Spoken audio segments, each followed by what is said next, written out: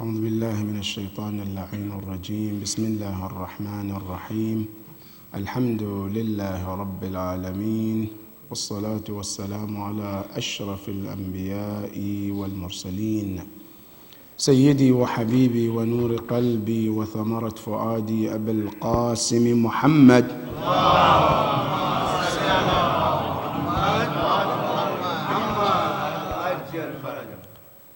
وعلى أهل بيته الطيبين الطاهرين المعصومين الهاديين المهديين الذين أذهب الله عنهم الرجس وطهرهم تطهيرا. اللهم صل على محمد. First, I would like to request Surah Al-Fatiha for Marhuma Iqbal Begum. May Allah be pleased with her. Al-Fatiha. Bismillah ar-Rahman ar-Rahim.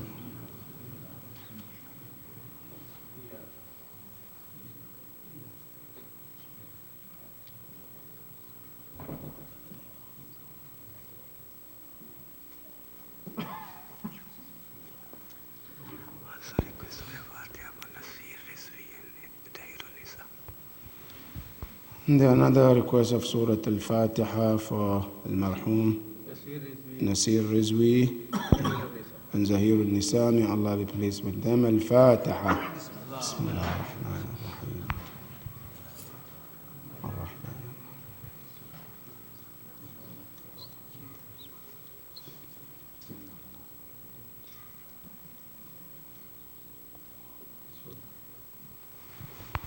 Another Surah Al-Fatiha for all your marhumin. May Allah be pleased with all of them. Al-Fatiha.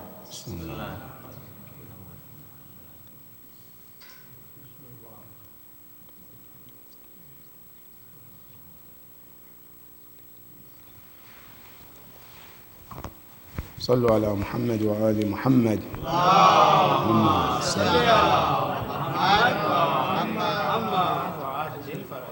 قال الله العلي العظيم في كتابه الكريم. بسم الله الرحمن الرحيم. ولتكن منكم أمة يدعون إلى الخير ويأمرون بالمعروف وينهون عن المنكر وأولئك هم المفلحون. صدق الله العلي العظيم.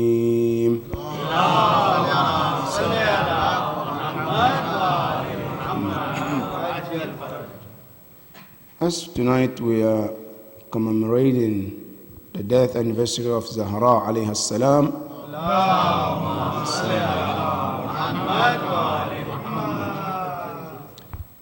before we proceed to the ayah we just read in Surah Al Imran, there are muqaddimah, introduction that needs to be addressed. The first one is to understand different kinds of wajibat in Islam. Most of the time, according to the fiqh that we know, is that the fiqh tells us that everything that we do, doesn't matter, anything you can imagine, they are divided into 5 rules of Islamic rules. You cannot go more than that. Everything that you can do. The first one is called wajib, like salat, like fasting. The second one is called mustahab, recommended. The third one is haram. The fourth one is non-makruh. The fifth one is mubah. Not more than that. Everything that you do, sleeping, eating, talking, running, sitting, anything that you do. However, as you come to one of these 5, they are not just wajib and that's it. Each one of them have different classes too. For example, we have wajib, but it's not just one wajib and that's it. There are different kinds of wajibat in Islam. Number 1, there is wajib, we call it in fiqh, or in usul al-fiqh, they call it wajib aini. Wajib aini means what? Wajib that Allah subhanahu wa ta'ala prescribed upon every individual. If everybody does that wajib and you and I we don't do it, it's still wajib upon us. Like salat. If the entire world pray their salat and we don't pray, it's still wajib upon us. If everybody fasts in the month of Ramadan and I didn't, you didn't, it's still wajib upon us. It's called wajib ayn. That is one. The second wajib is called wajib kifa'i. Wajib kifa'i means it's a wajib upon everyone to begin with. But as soon as one or two people took the responsibility, Islam said then it's no longer wajib upon the rest. Not like salat. Salat, when everybody prays, it's still wajib. But wajib kifa'i, no, if one person out of millions of people, one person undertook that wajib, Islam says no longer wajib upon the rest of you. Example, Radd salam. We're sitting here, somebody walks in and says salam. Everybody here is wajib to say wa alaikum assalam. If all of us decided not to say salam, all of us are sinners and we will be held accountable in front of Allah. But if one person says wa alaikum assalam, then the rest of us, we are freed of that responsibility. That is wajib kifai. And let me inject something here. Just to know the importance of maraja, right? You know the rule is, if you live in a city or a country where there is no marja, nobody can tell you haram, halal, wajib. You know the ruling what it is? Everybody in that country is wajib for them to migrate and become mujtahid themselves. That is the rule. We live in Burtonsville, no marja, you know, internet. Everybody, we have to pack our bags, move to Qom. That's the ruling. But if one marja, one person, I will go and learn, I will become mujtahid, right? He volunteer, then it's no longer wajib upon us. We can stay here, do our job while he's studying. Now you understand the importance of maraja, right?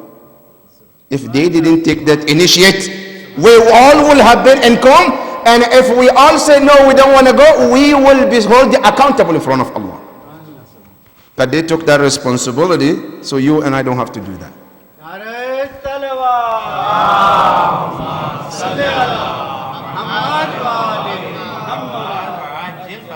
That is wajib kifai.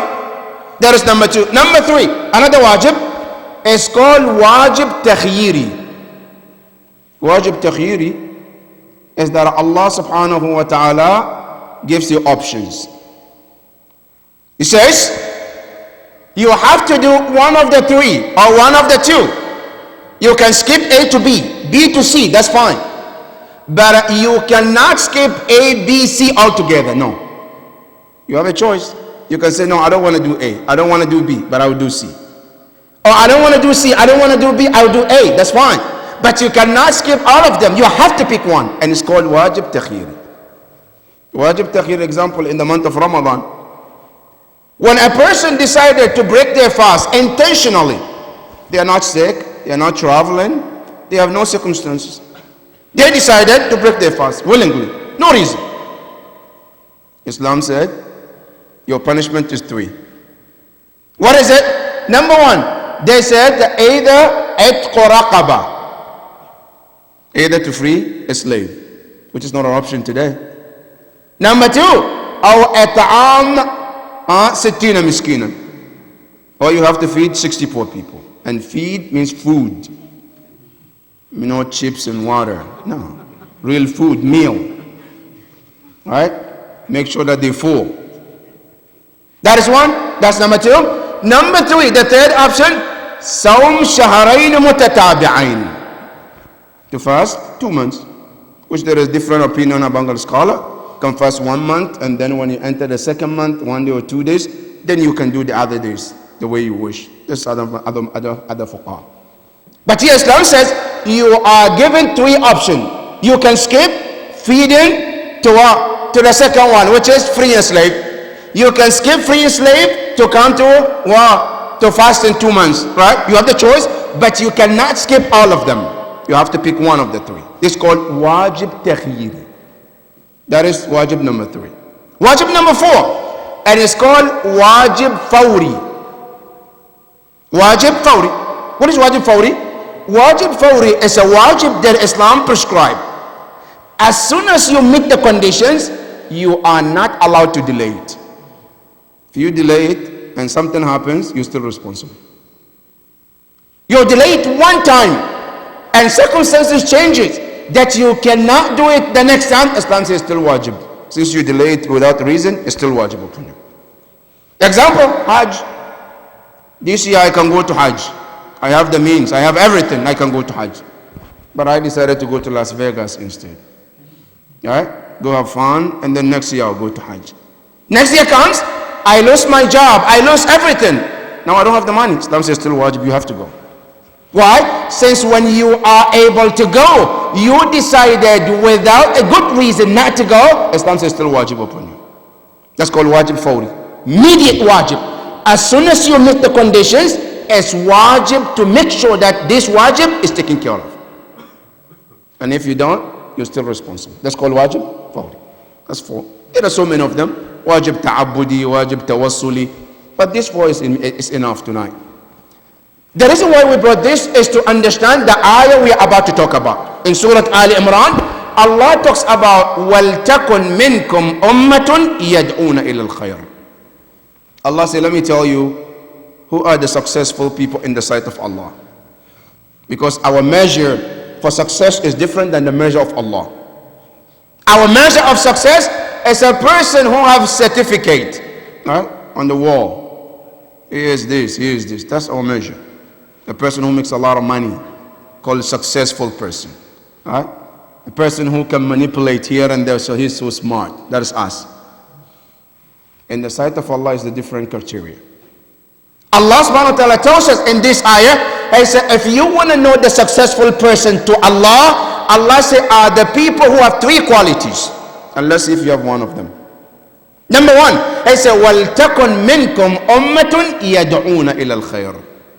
People in the society, in the community, who their responsibility, they took the responsibility of encouraging others. Yad'un, they calling people to do good.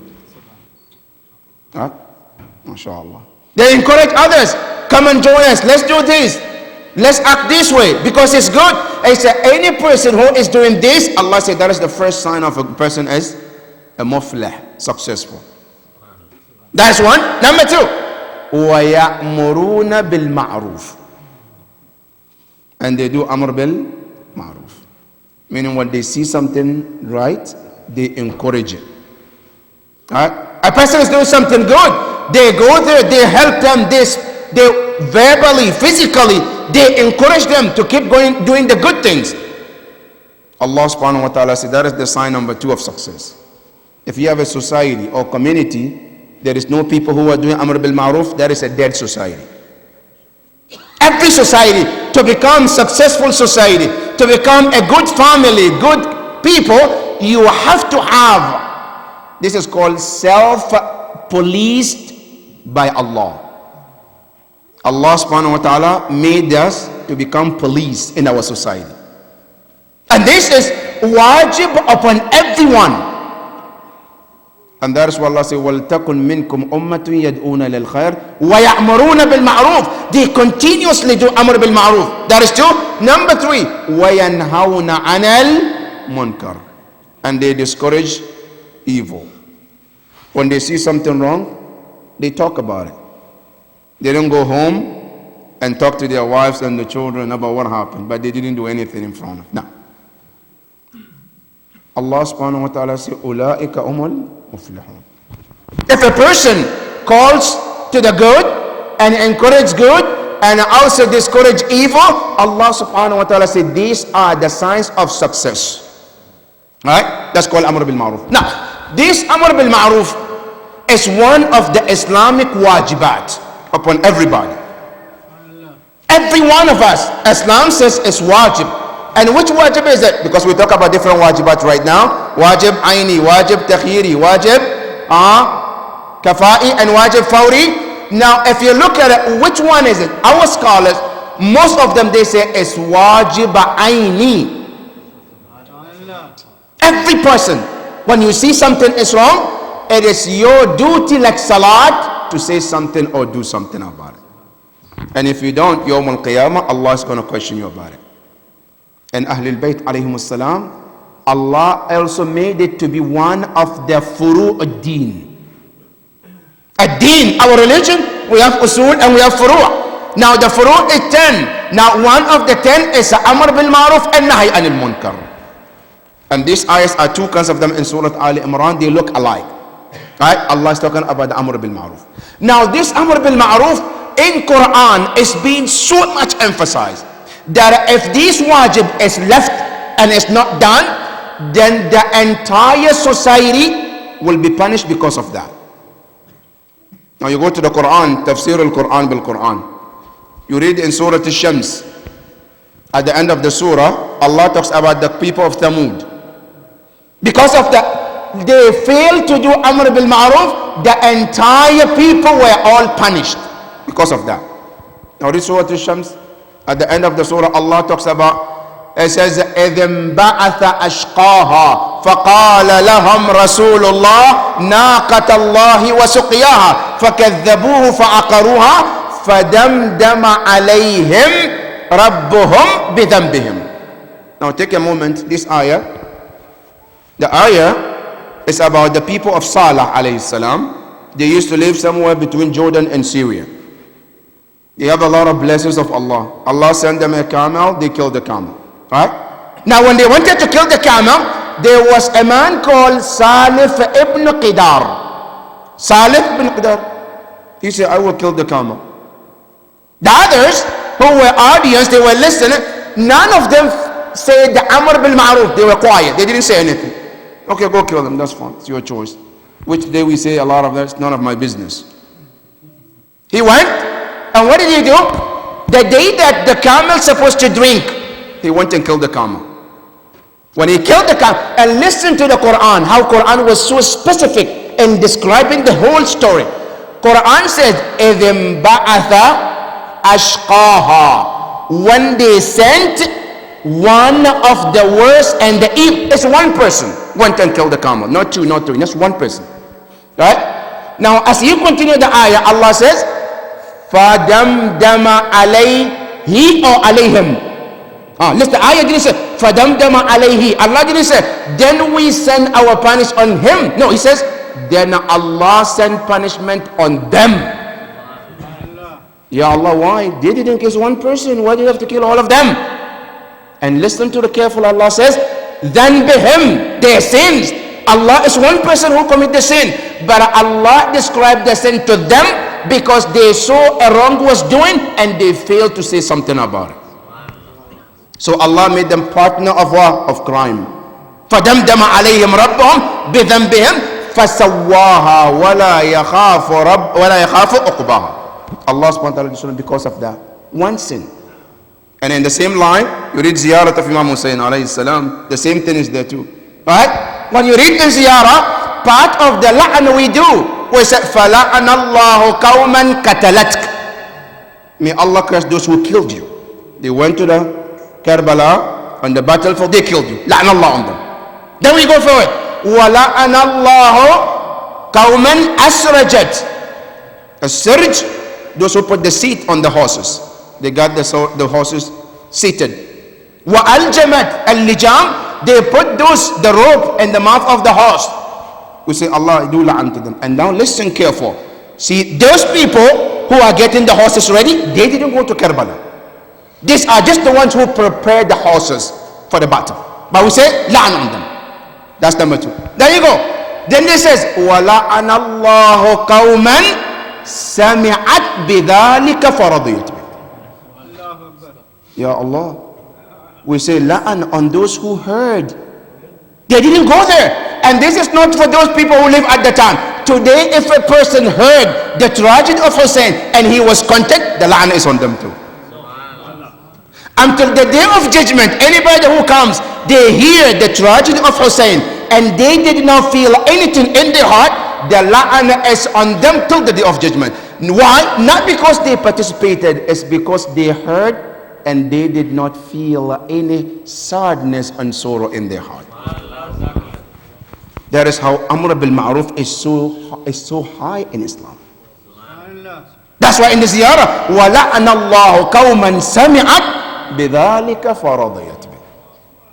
That is Amr bil Ma'ruf.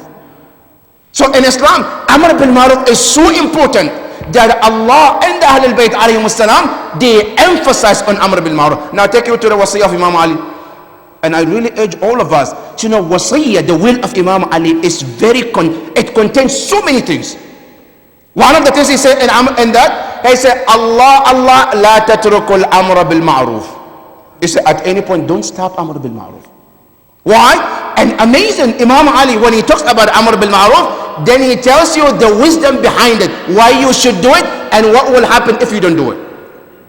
He said, لا تتركوا الأمر بالمعروف والنهي عن المنكر فيولى عليكم شراركم. He said, never at any point to stop Amr bil Ma'ruf, this wajib act. Why? He said, because if you do, فَيُوَلَّى عَلَيْكُمْ شِرَارَكُمْ, then Allah will pick the worst person among you to become your leader, and He will not have mercy upon you. Is that all? No. Imam Ali said, listen. He said, ثُمَّ يَدْعُوا خِيَارَكُمْ فَلَا يُسْتَجَابَ لَهُ. At that moment, the righteous person, the mu'mineen among you, they will make dua, and Allah will not even look at them. Ya Allah, they're good. Why Allah is not looking at them? Now listen to the ayah and the hadith. It says because they were there and they failed to do Amr bil Ma'ruf. And you go, listen to the dua, this part. فَيَدْعُوا خِيَارَكُمْ فَلَا يُسْتَجَابَ لَهُ. You go to dua Kumail. You read Imam Ali alayhi salam in dua Kumail. What does he say? He says, Allahumma inni a'udhu bika, Allahumma kfir li ad-dhunub allati tahbisu ad-du'a. Right? Allah, forgive me the sins that holds my dua back. I do the dua, but it doesn't go up. What is the matter? One of the matter is, if a person fails to do Amr bil Ma'ruf, that sin holds the dua from going up to Allah subhanahu wa ta'ala. And let me take you further in dua Dhuhr and Asr. Dua Dhuhr and Asr, when you read it, I think in Asr, it says, Allahumma inni a'udhu bika min qalbin la yakhsha, wa min ilmin la yanfa, wa min du'a'in la yusma. I seek refuge in Allah from a dua that will not be heard. So Allah doesn't hear dua? Now listen, the dua says, I ask Allah, I seek refuge from dua that will not be heard. Allah is all hearing. Now what stops my dua making Allah to hear it? It's my sin, which is the not doing Amr bil Ma'ruf. In other words, Amr bil Ma'ruf, what he does, it puts your dua into a circle and seals it, and it doesn't get to Allah subhanahu wa ta'ala. That's Amr bil Ma'ruf. Now this Amr bil Ma'ruf is one of the things that Ahlul Bayt alayhim salam, they never ever stop talking about it. Right? And they tell us the conditions of Amr bil Ma'ruf and Nahy anil Munkar. Now just to share with you some of the conditions. Because Amr bil Ma'ruf, as we mentioned, is wajib in every situation. And it comes in different levels too. Sometimes Amr bil Ma'ruf is wajib lafzi. You have to say something. Sometimes, no, you don't have to say something. Sometimes it comes just looking. It's Amr bil Ma'ruf. You know, sometimes your child will be misbehaving, all right, and you don't call their name, you look at them and they know what you mean. Either you want them to stop or to do something, they can tell. This look, it means Dad is angry, you shouldn't do it. They stop. That's Amr bil Ma'ruf. That's the smallest Amr bil Ma'ruf that you can show through your face. Now the second Amr bil Ma'ruf, no, you have to say it. And here when you say it, Islam says be polite too. Islam, in every field, it comes to tell you what to do. Even I want to do Amr bil Ma'ruf, is there always I have to go and use force? No, Islam says not all the time. Sometimes it's verbally, you talk, and when you talk politely. Allah subhanahu wa ta'ala tell Musa alayhi salam, اذهب إلى فرعون إنه طغى فقولا له قولا لينا. Tell Musa alayhi salatu Musa, when you go to Fir'aun, he said use the softest word on Fir'aun. You know why? He said because the soft words, it sits in the heart. It injects the person and it makes the person to reflect. rather than to use harsh words. Right?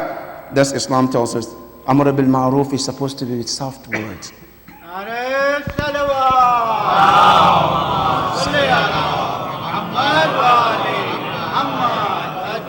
And sometimes if the words doesn't work, I said, then you have to use what? Force. Sometimes if you are in that condition that you can use force, you just should use force. But one hadith says also, Al-Amr bil Ma'ruf, it's supposed to be one and from the top down. One of the weakest one, when you see it, you can't speak, you can't use force, and it's just in your heart. The Prophet sallallahu alaihi wasallam said, he said, Man ra'a minkum munkaran falyughayyirhu biyadihi. If you see something wrong and you can change with your hands, with your power, with your ability, I say do so. فَإِن لَمْ يَسْتَطِعْ. If you cannot, you say فَبِلِسَانِهِ. Then come down, talk about it. وَإِن لَمْ يَسْتَطِعْ. He can't speak about it. I say فَبِقَلْبِ. Feel something in your heart. If you don't, even if you feel something in your heart, then the Prophet said, وَذَلِكَ أَضْعَفُ الْإِيمَانِ. And this is the weakest of the faith. When you see something, you can't do anything, you feel sad about it, he said that is the weakest iman. But if you can, and you didn't do anything, I can. I didn't change with my hand, I didn't change with my tongue, I didn't even feel something in my heart. You know what the Prophet calls that? It's called shaytanun akhras. Then the person becomes in the line of shaitan. The same line with the shaitan. Because the Prophet said in one of the hadith, he said, as-sakitu anil haq shaitanun akhras. A person who sees the wrong and doesn't say anything, he said he and shaitan are the same level. Imam Ali alayhi salam, he tells us about one of the hadith. It's so scary, that hadith, really. It's like Imam Ali is living among us today. He says, Sami'tu Rasulullah, I heard the Prophet was saying, كيف بكم إذا تركتم الأمر بالمعروف وتركتم النهي عن المنكر. You say, how what would happen in the future when the ummah get to the stage where they fail to do amr bil ma'ruf and they fail to do an-nahy anil munkar? Then the Imam Ali said, don't we ask the Prophet, أَوَ كَائِنٌ ذَلِكَ? Will that happen? A time will come, people will see wrong and they won't say anything. They will see right and they wouldn't encourage for it. The Prophet says, Bala, bal wa sharrun min dhalik. Even worse than that will happen. Then we ask Rasulullah, Ya Rasulullah, what could be the worst than this? Then the Prophet says, إِذَا أَمَرُوا بِالْمُنْكَرِ وَنَهَوْا عَنِ الْمَعْرُوفِ. When the time comes, people encourage doing evil and discourage doing good. He said, that is the worst part. Allahu Akbar. This happen now or not? Yes, it does. You see, sometimes, mashallah, a husband wants to do a khair. And the wife says, why do you want to spend all this money? Are you out of your mind? You want to do khair. Then the wife comes and says, no, don't do that. Instead of giving $100, give 1 cent. What's the big deal? Somebody's going to give another cent too. Right? Not only that, a brother wants to do khair. And this goes to the family sometimes. A sister wants to wear hijab in the family. And he says, what's wrong with you? Why do you want to wear hijab? Come on, look, be smart. Right? Because wearing hijab makes you, cuckoo. Can't get it. Right? That's what they say. So what happened? They said that now instead of wearing hijab as a Muslim and practicing, they tell you don't wear hijab. A person wants to do salat, they say don't worry about salat. Why are you taking salat so important? A mu'min wants to live beard. He says, what's wrong with you? When did you become Maulana? Why are you wearing, why? Shave everything. Be like a young man, nice looking. Why you look what all beard look like, old person? It's happiness. Well, Islam and our maraja, they tell you and I, in fact, check all the maraja to see what they say about the beard. Right? All of them, they said, it's wajib. Now, if I don't do it, that's one thing. But if I started to discourage mu'mineen from doing wajib, there's a problem there. And that's what it is. That's why the Prophet says, وَكَيْفَ إِذَا أَمَرْتُمْ بِالْمُنْكَرِ وَنَهَيْتُمْ عَنِ الْمَعْرُوفِ. And that's what we live in today. People see the haram and they encourage it. Right? People see halal and they discourage from doing halal. Somebody wants to buy halal meat. Say, what's wrong with you? Go to Shoppers. They have meat there. What's different does it make? Huh? They all meat. This halal is just some years backwards people thinking halal haram. What are you talking about? Right? What difference does it make? This is a steak, halal, steak, haram. What difference does it make? When they get in the mouth, do they have different taste? They're the same taste. What's the big deal? Buy your steak from here, eat it, alhamdulillah. Forget about all halal. Right? That's what we tell each other. Instead of encouraging one brother, buy halal because it's important. Why? Because just for the halal, brothers and sisters, you know, Imam Hussein alayhi salam, on the day of Ashura, he tells us the importance of eating halal, even meat. Because Imam Hussein alayhi salam, every movement on the day of Ashura, from his path to on the day of Ashura is all lesson. You know what he says about the halal and haram on the day of Ashura? When he was talking to the enemies and they are not listening, he told them, he said, listen, I'm going to tell you the reason why they are not listening to me. He says, إِنَّمَا مُلِئَتْ بُطُونُهُمْ مِنَ الْحَرَامِ. Because they never care about halal and haram, and that sealed their ears. They couldn't hear. And this is so serious, brothers. Now let me tell you, because when Imam said something, right? Even if the person is dead, it should wake them up. That's how powerful the word of Imam is. And you go back to the life of Imam Musa al-Kadhim. He and one of his companions, Bishr al-Hafi. Bishr al-Hafi was one of the companions of Imam, and he was doing wrong. He didn't even see Imam. Imam came past by his house and asked his servant, Bishr's servant, he said, who is your master? He said, is your master a slave or a master? And the lady said, no, my master is not a slave. Then Imam Musa al-Kadhim told her to tell his boss, Bishr, he said, tell him, had your boss was a true servant of Allah, he would have feared Allah and stopped these actions that he is doing. And Imam left. Right? Bishr didn't see Imam. Right? By hearing that words that was transferred from the servant to him, it made a revolution inside his heart. He ran behind Imam barefooted. He fell on the feet of Imam and started crying. And he said to Imam, Wallah, from today onwards, I stop and I will never do this again.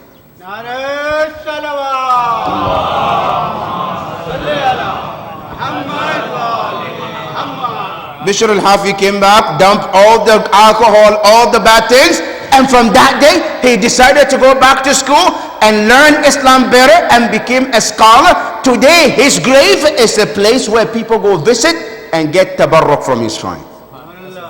One word of Imam changed him. And you look, Imam Hussein tells thousands of people and doesn't change them. And he tells you the cause of it. What is the cause? Because those people, they fail to listen and understand the importance of halal. So if somebody tells you, don't worry about halal, don't worry about haram, understand they don't understand what they're talking about, because halal and haram is important in Islam. It might not have effect on your body, but it has effect on your soul according to the Quran. And I'll take you back to the Quran. You look at Ashab al-Kahf, the people of cave. After they came back alive, when they wanted to buy a food, Quran mentioned, they send one of them, and the boss, the leader of them, he says, فَلْيَأْتِ بِأَزْكَى طَعَامٍ وَلْيَتَلَطَّفْ. He said, when you go to buy the food, make sure you buy not the pure food, the purest one. Because we want to make sure that nothing haram enters in our mouth. Because they understand how that haram can make a difference in their body. Right? That's what Quran quoted. So the halal and haram concept is very important. And we have to take the initiative of helping each other to understand Amr bil Ma'ruf and Nahy anil Munkar. Now up to here is enough. Now the reason why I'm bringing this is for us to understand the role that Zahra played in Amr bil Ma'ruf.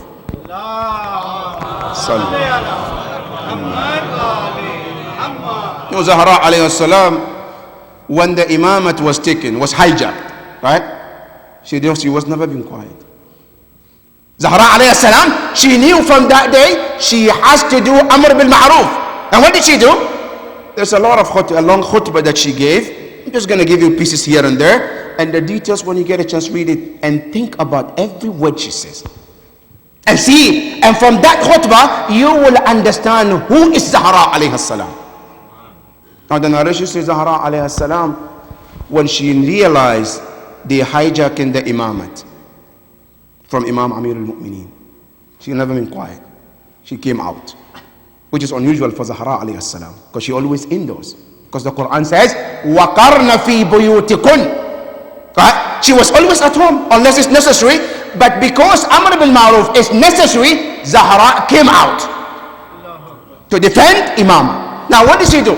Now listen to the history. They said from the time she left home until the moment she went back, it's all lesson. Now the narration says, خرجت من بيتها. She left her house. لافت خمارها على رأسها, with the complete and full hijab. Allahu Akbar. You hear, one of the lessons we learn is that for those who say hijab prevents you from a lot of things. No, Zahra alayhi salam, with her hijab, but it didn't stop her to do her responsibility. She's wearing her hijab and she knew that she has to speak the truth, and she came out. And the narration said, وَكَانَتْ تَمْشِي مِشْيَةَ أَبِيهَا رَسُولِ اللَّهِ. And when she was walking, you look at her, it's the walking of Rasulullah. And she, because she is Bada'atul Rasul, she is part of the Rasulullah. Hatta dakhalat ila al-masjid. She was walking until she got into the masjid. The narration says, as soon as she entered the masjid, ashhash al-qawmu bil-buka. People busted into crying. Zahra is coming to the masjid, there have to be something important. Ya Zahra, what is the matter? Your father died 6 months ago. And here you are in the masjid, Ya Zahra, what is the matter? Zahra alayhi salam, the narration, when people were asking her, all she was doing was crying. And you know the reason why she's crying? She's crying to make sure that we understand this crying. What is it? My father left yesterday, and today we are in this tragedy. That is the message of Zahra alayhi salam. Zahra alayhi salam, she waited until everybody became quiet. ثم صعدت المنبر. She got onto the minbar. She sat on the minbar. The first thing she did, she said, حمدت الله. She praised Allah subhanahu wa ta'ala. And amazing, when you get a chance to read how she was praising Allah, because every word is amazing. Alhamdulillah ala ma alham wa lahu shukru ala ma an'am. Every word is amazing. Right? She praised Allah subhanahu wa ta'ala. She finished, she came to the Prophet. She sent the salawat. And every word she praised, she described the Prophet, is beautiful. And then before she addressed the future or the current, she started to address the past. Allahu Akbar. You know why? Because Zahra wants to let us understand, if you want to correct the future, you have to understand the past first. Any person, if you want to correct the future, you have to look how did the past started and then come to the future. Zahra alayhi salam, she started from the past. What did she do? She started to remind all of them about what the past were and what is the future today. And what did she say? She said, look, I said, I want to remind you about how your life used to be before my father. He said, number one, وَكُنْتُمْ تَقْتَادُونَ الطَّرَقِ. They said, before, remember, you used to be in gambling. You used to be in drinking alcohol heavily. And Quran mentioned that too. Zahra is reminding them, rewinding the tape back. If today you are who you are and you are being respected, your life have changed 180 degrees, you have to go back and remember who was the cause of all this change. Don't look at the change that you have. Look at where you started and why you're here and how did you get here. It says, she mentioned all what they used to do, killing your daughters alive, killing each other for no reason, until you get to the edge where you are about to collapse. And she said, these are her words. He said, فَأَنْقَذَكُمُ اللَّهُ بِأَبِي مُحَمَّدٍ. Then Allah sent my father to come and rescue you from that tragedy. The same word that Zahra used, you go to the Quran in Surah Al-Baqarah, Allah talks about it too. واذكروا نعمة الله عليكم إذ كنتم أعداء فألف بين قلوبكم فأصبحتم بنعمته إخوانا وكنتم على شفا حفرة من النار فأنقذكم الله. He said, Allah said, remember when you were at the edge of fire, destruction, because of the fighting. And Prophet Muhammad came and rescued you. Right? After she remembered them the past, and she started to remind them about the blessing that the Father brought to them. And she talked about Usul al-Din. She talked about Furu' al-Din. But just one of them from Usul al-Din. She said, and everyone that she mentioned, Tawheed, Al-Adl, Al-Imama, Al-Nubu, all of them, when she mentioned the reason why Allah prescribed it to. Allahu Akbar. But Imama, because that's the most important that she wants to address, she says, وَجَعَلَ اللَّهُ الْإِمَامَ. Allah subhanahu wa ta'ala prescribed Imama among you. And you know why Allah made it Imama among you? He says, وَجَعَلَ اللَّهُ إِمَامَتَنَا أَمَانًا مِنَ الْفِرْقَةِ. Allah prescribed Imama among you, among us, meaning, she said, because to make sure that there is no division among the Ummah. And you understand this point properly, brothers? Because if the Ummah will unite around the Imamah, there will not be any division among the Ummah. And the Prophet also mentioned, إِنِّي تَارِكٌ فِيكُمُ الثَّقَلَانِ كِتَابَ اللَّهِ وَإِتْرَتِي مَا إِن تَمَسَّكْتُمْ بِهِمَا لَن تَضِلُّوا مِن بَعْدِي أَبَدًا. And that's the point that Zahra was making. That if you are to follow the Imamah the way Allah prescribed it, he said there will not be two people arguing about Islam. Because Ahlul Bayt alayhim salam and the Quran, they are the two lines that goes together. If you separate them, you can't get the light of Islam and the light of Allah subhanahu wa ta'ala. Zahra alayha salam, after she gone through all the details about salat, why did Allah prescribe salat, hajj, zakat, everything. And then she started to remind them. She said, look, what my dad have done for you. And what are you paying us today after my father? They said the Prophet sallallahu alaihi wasallam didn't leave anything for you to take care of other than his daughter. And you know Rasulullah, before the day of his death, the Prophet never said take care of this, do this. No. Imam Ali was there. Never said in any of his will that I want to take care of my house, take care of my bank account, take care of my car. No, none of this. There's one thing he asked to be taken care of. You know what is it? He said, when they were sitting around Rasulullah, say, Ya Ali, I have one wish, one request, and not more than that. What is it? He said, give me your hand. Imam Ali brought his hand. Rasulullah took the hand. Ya Zahra, come closer. He said, give me your hand. He took her hand.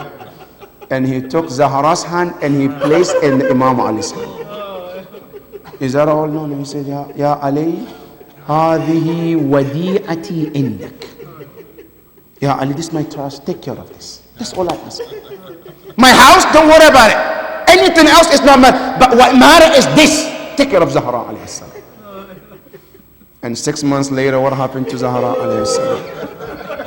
That Zahra, that the Prophet says, and you know, when we say Qala Rasulullah, I call Allah. When the Rasulullah says, Ya Ali, take care of her, it means Allah is saying. Because لا ينطق عن الهوى إن هو إلا وحي يوحى.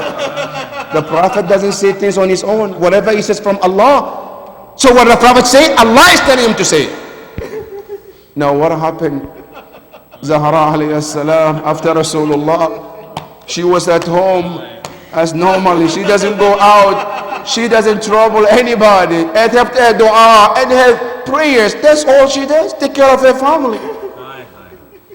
Asma said on the day of her shahada, I was there, I heard people were coming. Asma said, I was listening. رجل قال منهم, one of the men said, إن في الدار فاطمة. So in the house there is Fatima. Be careful, there's Zahra alayhi salam in their house. Because hatta Rasul, even the Prophet is careful before he talks to the hall. Rasulullah, when he comes to the house, he doesn't enter the house, even though he sees his daughter. He always knocks the door and then wait until the permission comes. If the permission doesn't come, he will not enter. Zahra alayhi salam, she say, Ya Rasulullah, al-baytu baytuk, wal-karimatu karimatuk. The house is your house and the daughter is your daughter. Why do you have to say salam? Then the Prophet answers, Ya Zahra, Allah amarani bidhalik. Allah asked me to ask permission that I shouldn't come that house in that way. Then the people come on that house, no salam, nothing. Then they attack the house. Zahra alayhi salam, she was behind the door. The narration says, as they slammed the door, there was a nail that went through the back of Zahra alayhi salam. Zahra alayhi salam, she cried, she called Asma. Allahu Akbar. Why not Imam Ali? Because Imam Ali was already taken to the masjid. She called Asma, Ya Asma, come closer. She said, Asnidini ya Asma. Help me to stand. Asma asked her, Ya Zahra, what is the matter? She said, Wallahi kasaru dhilay, they broke my bone. Wa askatu janini, and they also let me to lose my son, Muhsin. Allahu Akbar. Allahu Akbar. Zahra alayhi salam. The Prophet is always telling us, Man adhaha faqad adhani. Whoever hurt Zahra has hurt me. Wa man adhani faqad hadha Allah. Zahra alayhi salam, she couldn't stand. Asma said, I took her inside. She said, Ya Asma, help me to sit down. She sat down.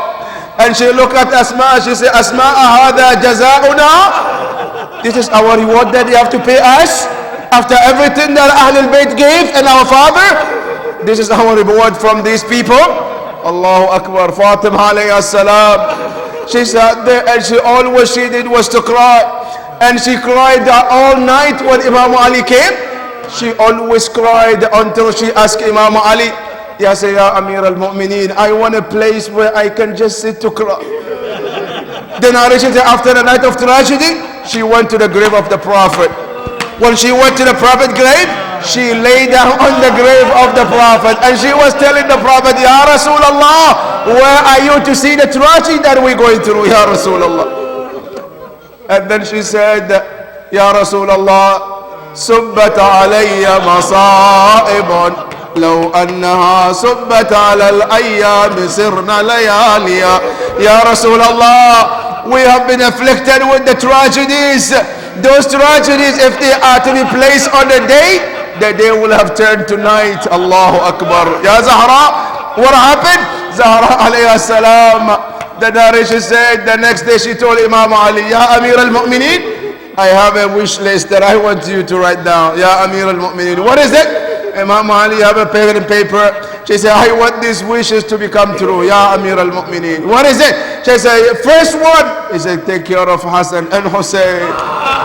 Allahu Akbar. I want you to take care of these two children of mine.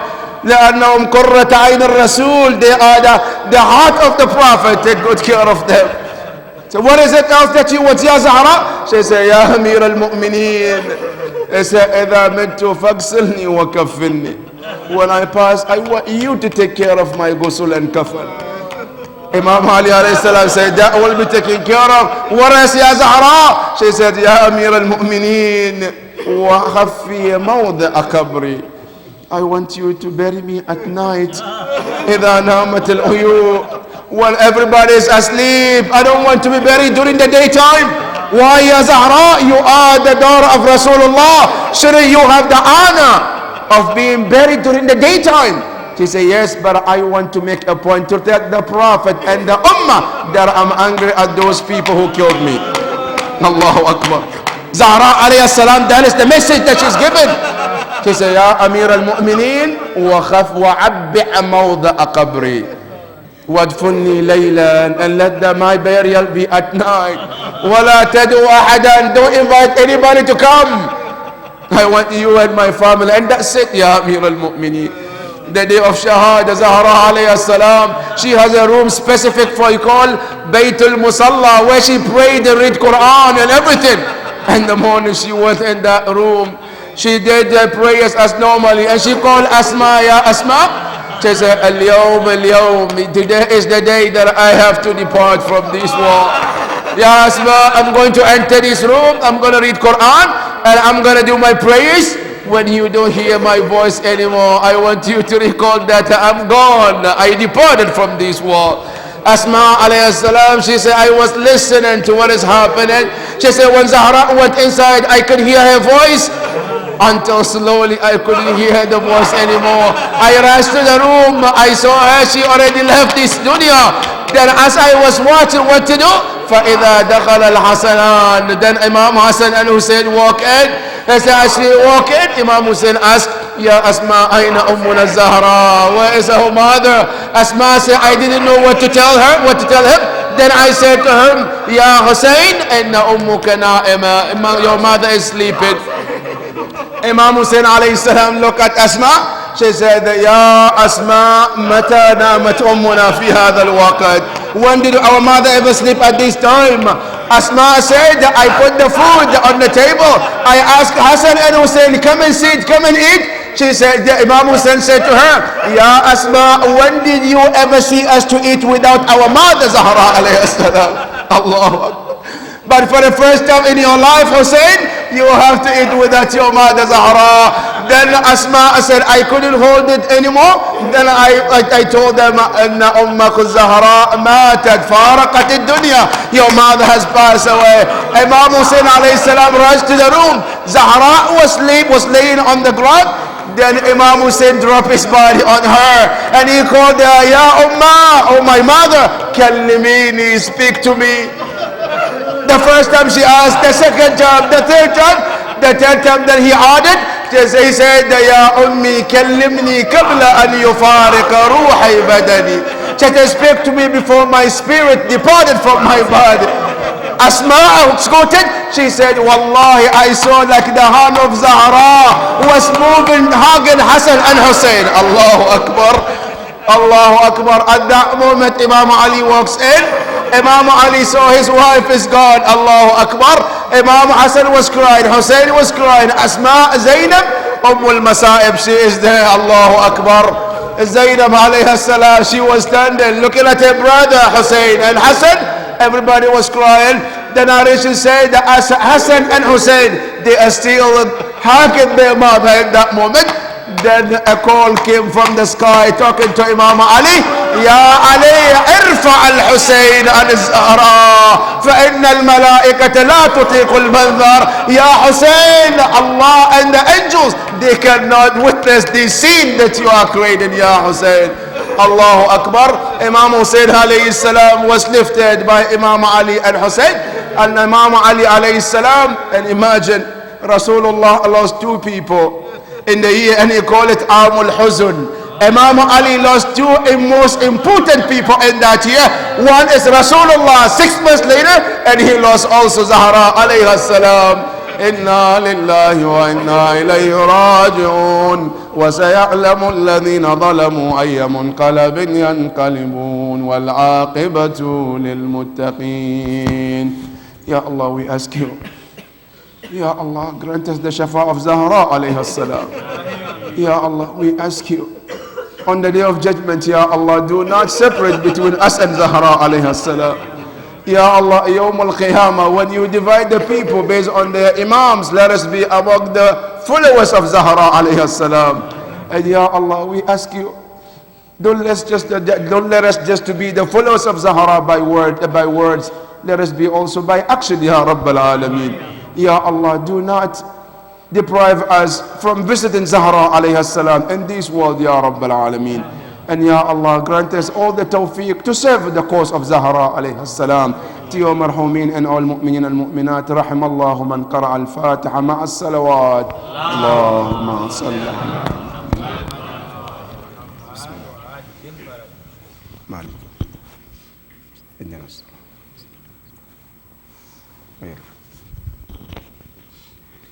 Ya Hussein. Hussein. Hussein. Hussein. Hussein. Hussein. Hussein. Hussein. Hussein. Hussein. Hussein. Hussein. Hussein. Hussein. Hussein. Hussein. Hussein. Hussein. Tonight is Shahadat Majlis. Everybody form a line. We're going to do Matam. And remember, tomorrow is the last Majlis. Come for more Matam tomorrow night, inshallah. Hussein, Hussein, Adil.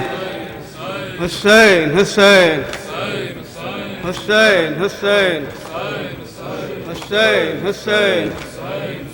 Hussein, Hussein. Hussein, Hussein. Hussein, Hussein. Hussein, Hussein.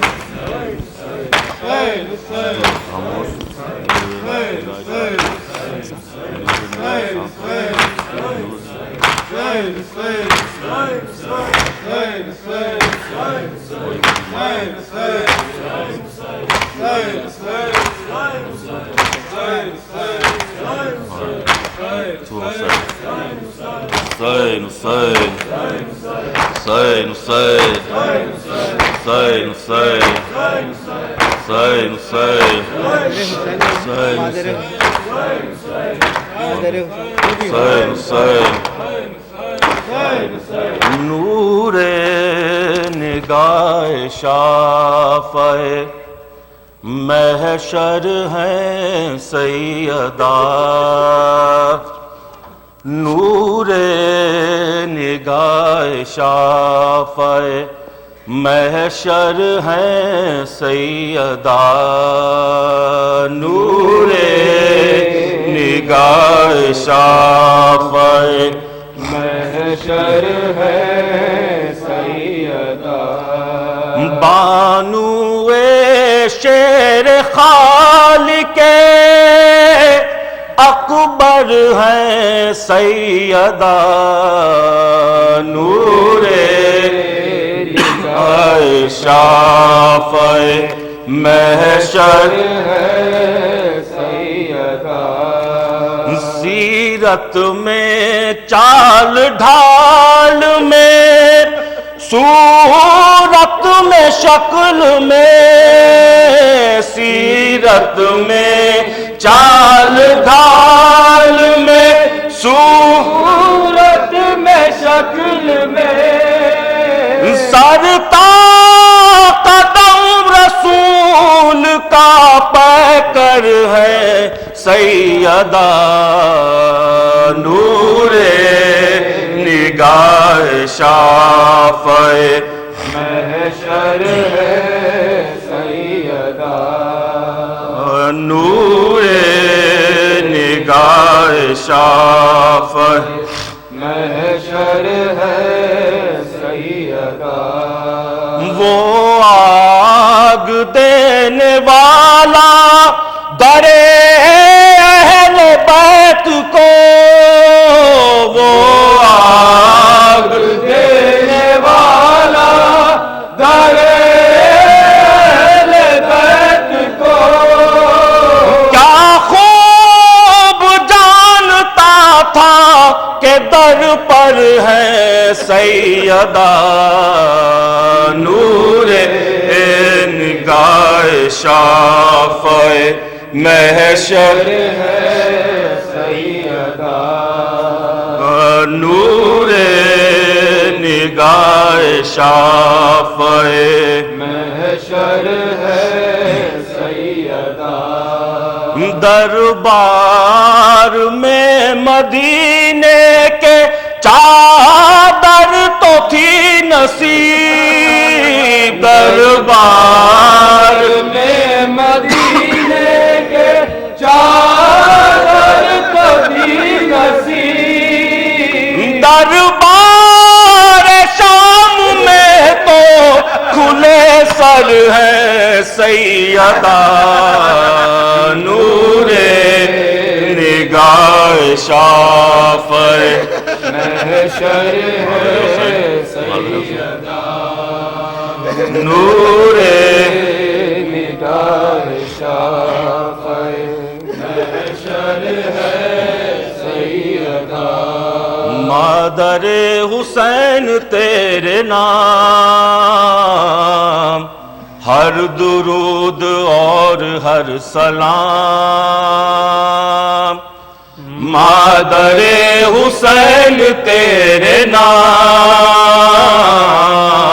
ہر درود اور ہر سلام،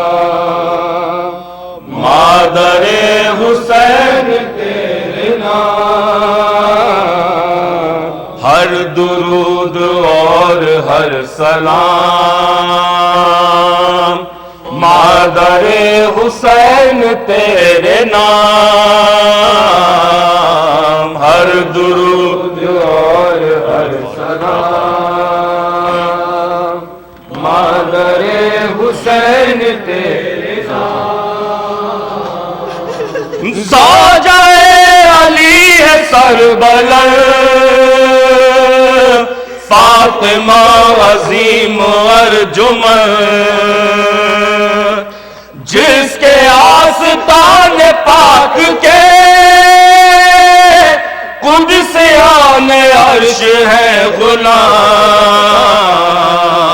ہر درود اور ہر سلام مادر حسین تیرے نام، ہر درود اور ہر سلام مادر حسین تیرے نام۔ ہاں وہ فاطمہ آرزو قلب مصطفیٰ،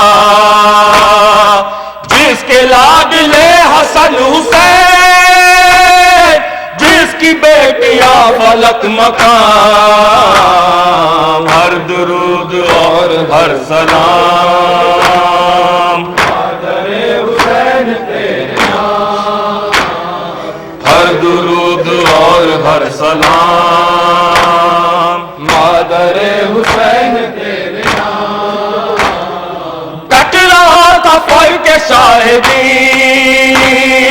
چل رہا تھا خنجر لئی، بی بی آپ دیکھتی رہی، لٹ گئے حرم جلے خیام، ہر درود اور ہر سلام مادر حسین تیرے نام، ہر درود اور ہر سلام مادر حسین تیرے نام، ہر درود اور ہر سلام خواہر حسین تیرے نام، ہر درود اور ہر سلام خواہر حسین تیرے نام۔ ثانی جناب سیدہ اللہ اللہ تیرا حوصلہ، خوب کی حفاظت حرام بعد قتل سید انام، ہر درود اور ہر سلام خواہر حسین تیرے نام، ہر درود اور ہر سلام خواہر حسین تیرے نام۔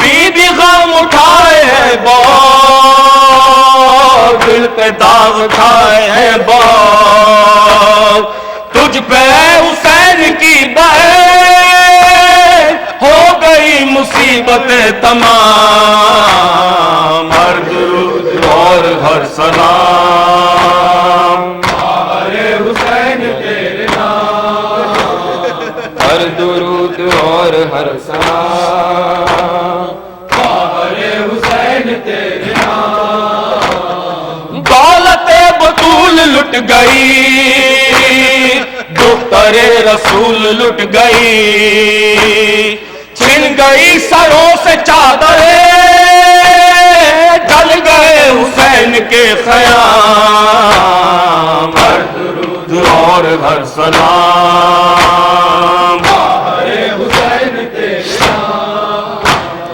ہر درود اور ہر سلام خواہر حسین تیرے نام۔ میت پڑی ہے بے کفن، کیا کرے حسین کی بہن، بے کسی اور ایسی بے کسی، شام اور کربلا کی شام، ہر درود اور ہر سلام خواہر حسین تیرے نام، ہر درود اور ہر سلام خواہر حسین تیرے نام۔ انقلاب وقت دیکھیے، امتحان سخت دیکھیے، سر کھلے رسول زادیہ اور اہل شر کا ازدحام، ہر درود اور ہر سلام خواہر حسین تیرے نام،